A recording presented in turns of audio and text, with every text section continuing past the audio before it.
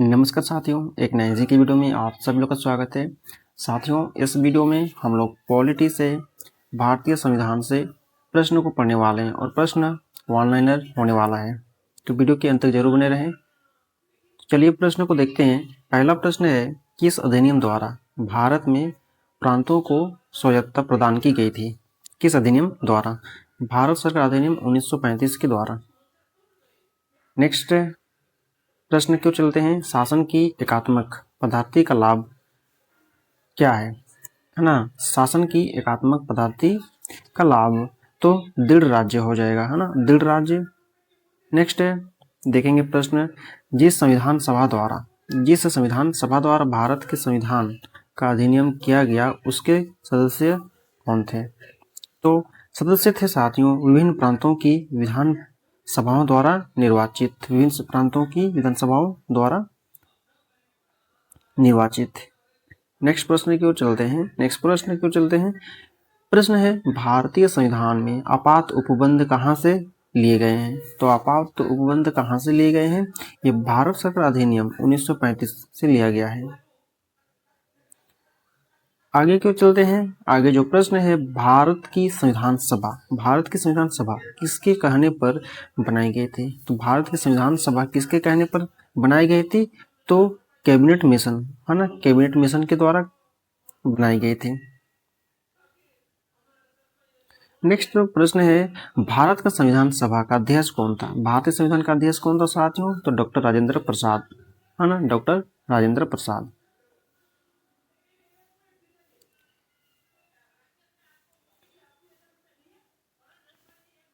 Next प्रश्न की ओर चलते हैं। नेक्स्ट प्रश्न है, भारतीय संविधान की प्रस्तावना में किस प्रकार के न्याय की बात की गई है? भारतीय संविधान की प्रस्तावना में किस प्रकार के न्याय की बात कही गई है?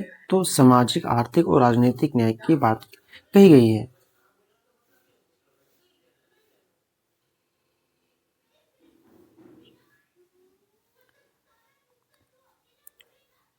नेक्स्ट प्रश्न की ओर चलते हैं।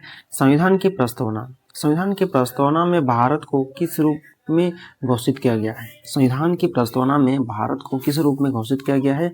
तो भारत को इसमें हो जाएगा एक प्रभुत्व संपन्न, समाजवादी, पंथनिरपेक्ष, लोकतांत्रिक के गणराज्य को घोषित किया गया है। नेक्स्ट प्रश्न को चलते हैं। भारत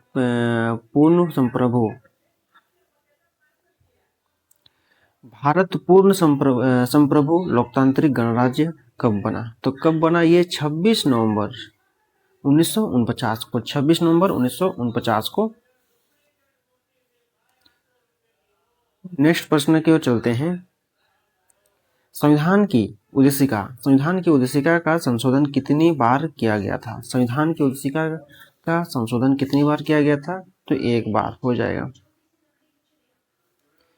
नेक्स्ट प्रश्न क्यों चलते हैं। भारतीय संविधान में संघ शब्दों का प्रयोग कहाँ पर हुआ है? तो भारतीय संविधान में जो है ना, संघ शब्दों का प्रयोग कहाँ पर किया गया? ये संविधान में कहीं नहीं किया गया है, ये ठीक है, संविधान में ये इसका यूज नहीं किया गया है।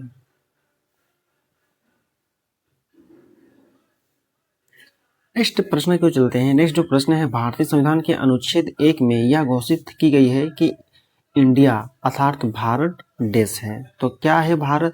अनुच्छेद 1 में तो भारत राज्यों का संघ है, ये बात याद रखिएगा। भारत जो है ना राज्यों का संघ है, ये अनुच्छेद 1 में कही गई है।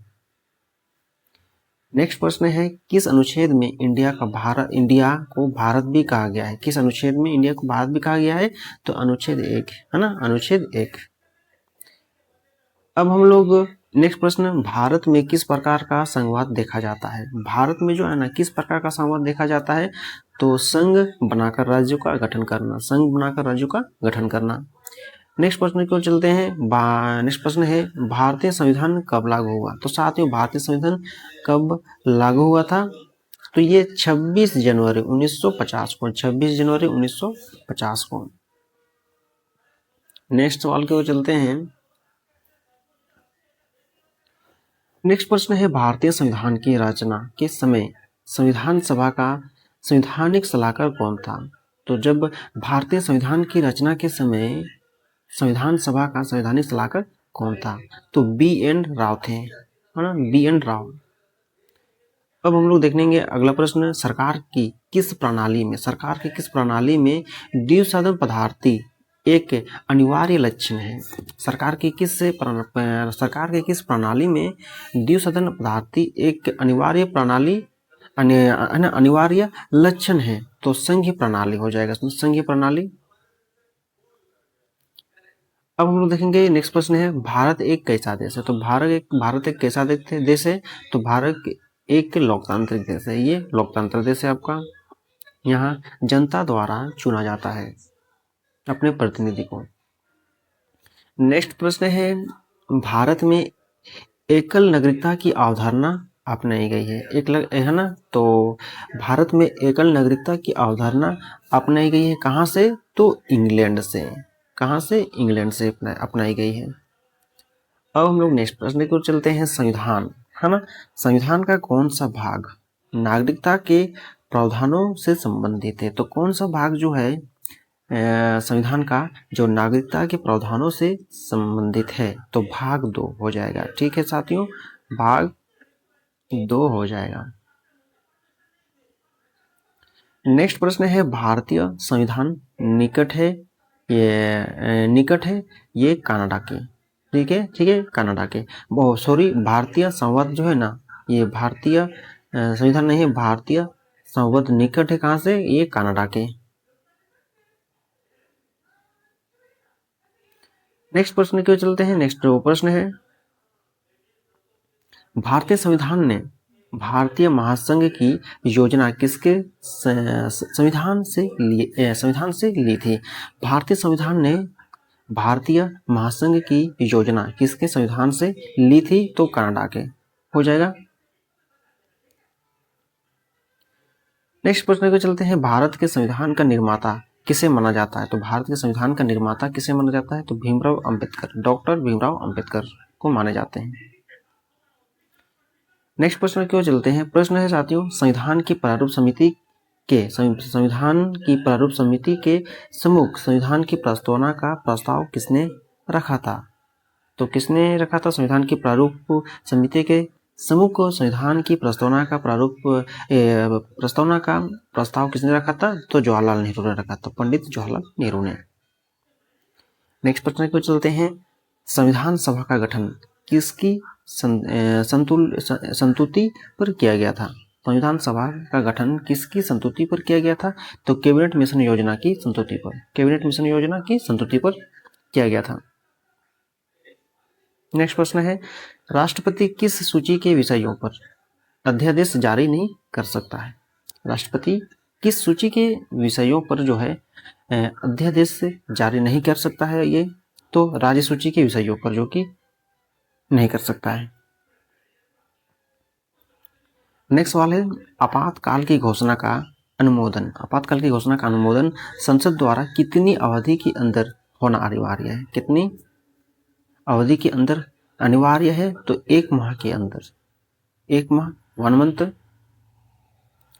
नेक्स्ट प्रश्न को चलते हैं। नेक्स्ट प्रश्न है साथियों, राज्यों का वित्तीय आवंटन यानी फाइनेंशियल एलोकेशन जो है किसकी संस्तुति पर किया जाता है? तो वित्त आयोग की संस्तुति पर हो जाएगा आपका।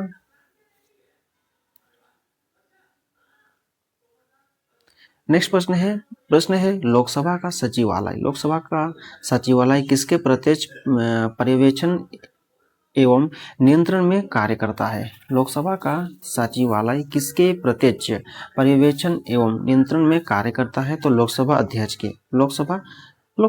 के।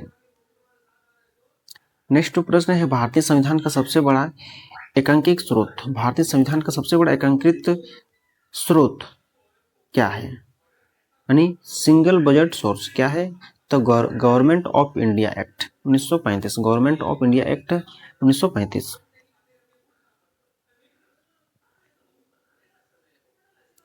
नेक्स्ट सवाल की ओर चलते हैं। संविधान के मूल ढांचे यानी बेसिक स्ट्रक्चर, संविधान के मूल ढांचे बेसिक स्ट्रक्चर को संशोधित नहीं किया जा सकता।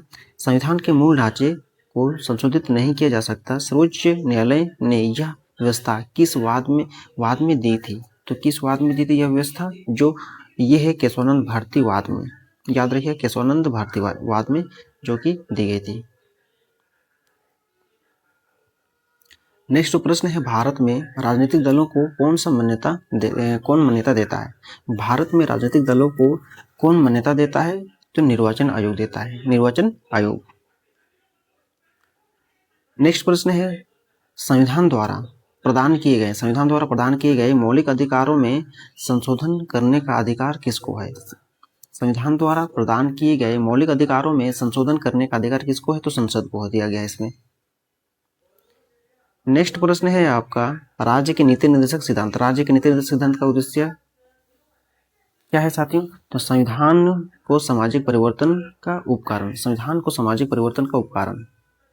उपकरण बनाना। ठीक है। अगला प्रश्न है, राष्ट्रपति पद के लिए प्रत्याशी का प्रस्ताव निर्वाचक मंडल के कितने सदस्यों द्वारा किया जाना आवश्यक है?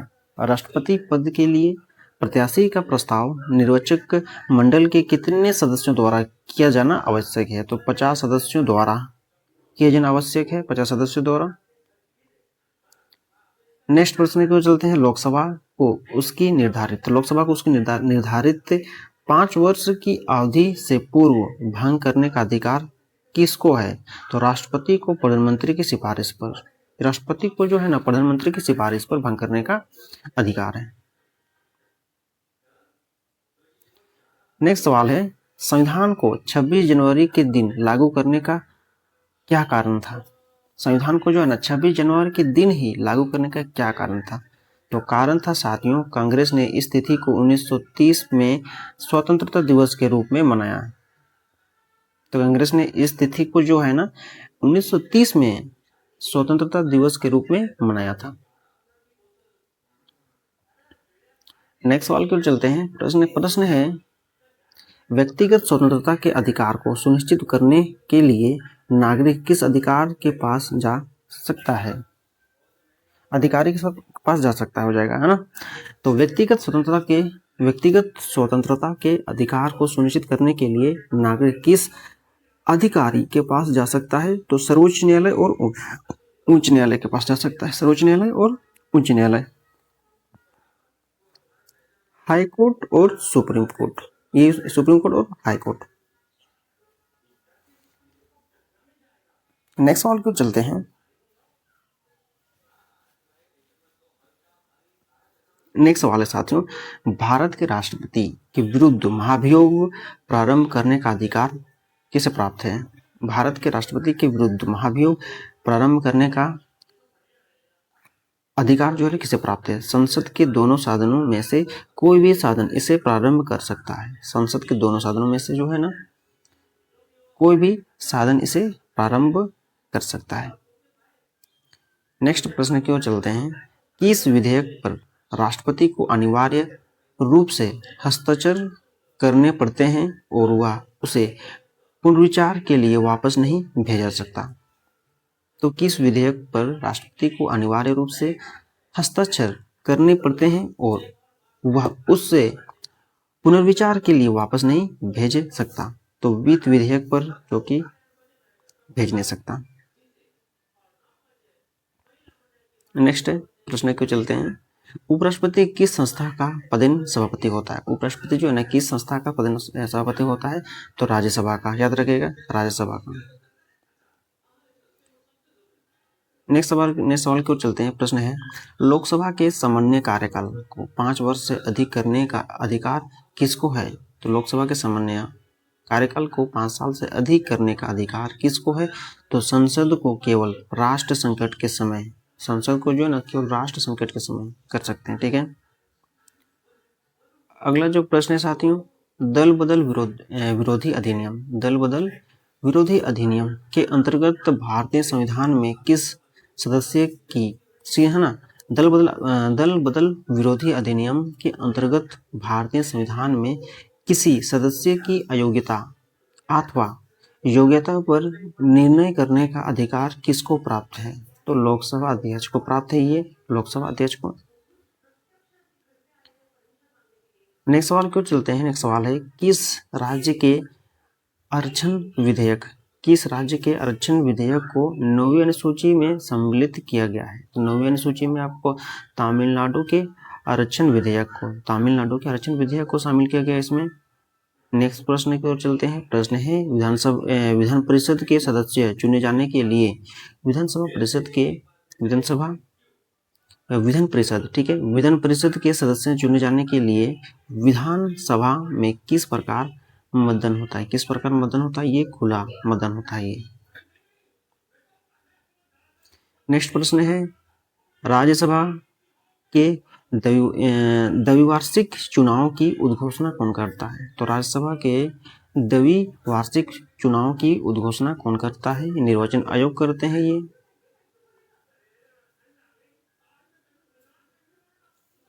नेक्स्ट प्रश्न की ओर चलते हैं। यदि किसी विधि या संवैधानिक संशोधन को संविधान की 9वीं सूची में रख दिया जाए तो इसका क्या परिणाम होता है? यदि किसी विधि या संवैधानिक संशोधन को संविधान की 9वीं सूची में रख दिया जाए तो इसका क्या परिणाम होता है? तो वह न्यायालय में वाद योग्य नहीं रहता है। नेक्स्ट प्रश्न है किसकी अनुमति के बिना राज्य की विधानसभा में कोई धन विधेयक पेश नहीं किया जा सकता? किस अनुमति के बिना राज्य की विधानसभा में कोई धन विधेयक पेश नहीं किया जा सकता? तो राज्यपाल की अनुमति के बिना। यहाँ पे हो जाएगा राज्यपाल की अनुमति के बिना। नेक्स्ट प्रश्न है भारतीय संविधान में प्रदत्त मूलभूत अधिकारों को निलंबित करने की सत्ता किसके पास है? भारतीय संविधान में प्रदत्त मूलभूत अधिकारों को निलंबित करने की सत्ता किसके पास है? तो राष्ट्रपति के पास है ये। नेक्स्ट प्रश्न है राज्यों की सूची के किसी विषय पर संसद कितनी अवधि के लिए कानून बना सकती है? कितनी अवधि के लिए? तो हो जाएगा 1 वर्ष के लिए हो जाएगा। नेक्स्ट प्रश्न है राज्य के नीति निर्देशक सिद्धांतों के संदर्भ में यह टिप्पणी करने की थी। राज्य के नीति निर्देशक सिद्धांतों के संदर्भ में यह टिप्पणी करने की थी कि यह एक ऐसा चेक है जिसका भुगतान बैंक की सुविधा पर निर्भर करता है। तो केटी साहने, ठीक है, केटी साहने इसके द्वारा ये आपको किया गया था केटी साहने के द्वारा। नेक्स्ट प्रश्न है आपका संविधान सभा का गठन किस योजना के अंतर्गत प्रस्तावित किया गया था? संविधान सभा का गठन जो है ना किस योजना के अंतर्गत प्रस्तावित किया गया था साथियों? तो कैबिनेट मिशन योजना के तहत हो जाएगा। अब हम लोग सुप्रीम कोर्ट के संबंधित अनुच्छेद को देखेंगे। जैसे कि पहला अनुच्छेद है आपका अनुच्छेद 124। अनुच्छेद 124 कहता है कि सर्वोच्च न्यायालय की स्थापना और संविधान। अनुच्छेद 24 कहता है सर्वोच्च न्यायालय की स्थापना और संविधान। नेक्स्ट है अनुच्छेद 125। अनुच्छेद 125 कहता है कि जजों का वेतन आदि, इसमें चर्चा करता है कि जजों का वेतन आदि के बारे में यहाँ पे चर्चा करता है। अगला जो है अनुच्छेद 126। अनुच्छेद 126 इसमें कार्यवाहक मुख्य न्यायाधीश की नियुक्ति पर चर्चा करता है। नेक्स्ट है अनुच्छेद 127 जिसमें तदर्थ न्यायाधीशों की नियुक्ति करता है, इसके बारे में चर्चा करता है इसमें। अनुच्छेद 128 है, इसमें सर्वोच्च न्यायालय की बैठकों में सेवानिवृत्ति न्यायाधीशों की उपस्थिति का इसमें चर्चा करता है, सेवानिवृत्ति न्यायाधीशों की उपस्थिति में। अब है 129 है अनुच्छेद सर्वोच्च न्यायालय रिकॉर्ड की अदालत हो इसमें। उसके बाद अनुच्छेद 130 है, इसमें सुप्रीम कोर्ट की सीट के बारे में। अगला है अनुच्छेद 131, इसमें सर्वोच्च न्यायालय का मूल क्षेत्राधिकार को बताता है। सर्वोच्च न्यायालय का मूल क्षेत्राधिकार। अब हम लोग देखेंगे अनुच्छेद 131A केंद्रीय कानूनों की संवैधानिक वैधता यानी निरस्तर के रूप में सवालों के संबंध में सर्वोच्च न्यायालय का विशेष अधिकार क्षेत्र के बारे में। 132 अनुच्छेद है, इसमें कुछ मामलों में उच्च न्यायालयों से अपील में सर्वोच्च न्यायालय का अपीलीय क्षेत्राधिकार के बारे में चर्चा किया गया है। अब अनुच्छेद 133 में इसमें सिविल मामलों के संबंध में उच्च न्यायालयों से अपील में सर्वोच्च न्यायालय का अपीलीय क्षेत्राधिकार के बारे में चर्चा किया गया है। 134 है, इसमें आपराधिक मामलों के संबंध में सर्वोच्च न्यायालय का अपीलीय क्षेत्राधिकार के बारे में चर्चा किया गया है। अनुच्छेद 134A सुप्रीम कोर्ट में अपील के लिए प्रमाण पत्र, सुप्रीम कोर्ट में जो है अपील के लिए प्रमाण पत्र इसमें बताया गया है। अनुच्छेद 135 में सर्वोच्च न्यायालय द्वारा मौजूदा कानून के तहत संघीय कानून के क्षेत्राधिकार और शक्तियां के बारे में। 136 में दिया गया है कि सर्वोच्च न्यायालय द्वारा अपील करने के लिए विशेष अवकाश, इसमें बताया गया 136 अनुच्छेद में। अनुच्छेद 137 में को देखेंगे, 137 अनुच्छेद को देखेंगे तो सर्वोच्च न्यायालय द्वारा निर्णयों या आदेशों की समीक्षा करना इसमें हो जाएगा। 138 में हो जाएगा अनुच्छेद, तो सर्वोच्च न्यायालय के अधिकार क्षेत्र में वृद्धि हो जाएगा आपका। 139 अनुच्छेद कुछ रिट्स जारी करने के लिए सुप्रीम कोर्ट ऑफ पावर पर कन्वेंशन हो जाएगा इसमें। फिर 39A में दिया गया अनुच्छेद कुछ मामलों का स्थानांतरण हो जाएगा। फिर अनुच्छेद 140 में हो जाएगा, 140 में सर्वोच्च न्यायालय की सहायक शक्तियां हो जाएगा इसमें। 41 हो जाएगा अनुच्छेद सुप्रीम कोर्ट द्वारा घोषित कानून सभी अदालतों पर बाध्यकारी है। 142 में हो जाएगा आपका, 142 हो जाएगा सुप्रीम कोर्ट के आदेशों की प्रवर्तन और खोज आदि के आदेश के बारे में। 143 हो जाएगा 143 सुप्रीम कोर्ट के परामर्श करने के राष्ट्रपति की शक्ति। 144 हो जाएगा, 144 है आपका सुप्रीम कोर्ट की सहायता में कार्य करने के लिए नागरिक और न्यायिक अधिकारी। 144। तो साथियों यहाँ पे हम लोग देख लिए। अब 144A को भी देख लेते हैं। अनुच्छेद कानूनों की संवैधानिक वैधता से संबंधित सवालों को निपटन के लिए विशेष प्रावधान दिए गए हैं इसमें। 145 में दिया गया है कि अदालत के नियम आदि से संबंधित, और 146 में अधिकार और नौकर और सर्वोच्च न्यायालय का खर्च के बारे में, और 147 में व्याख्या करने का। तो हम लोग का यहीं पे समाप्त हो जाता है आज का वन लाइनर जीके क्वेश्चन। जो कि आप लोग को अच्छा लगा तो जरूर वीडियो को लाइक कीजिए और चैनल को सब्सक्राइब कीजिए। फिर हम लोग नेक्स्ट वीडियो मिलते हैं नए टॉपिक में। तब तक के लिए टेक केयर, बाय बाय, जय हिंद, वंदे मातरम।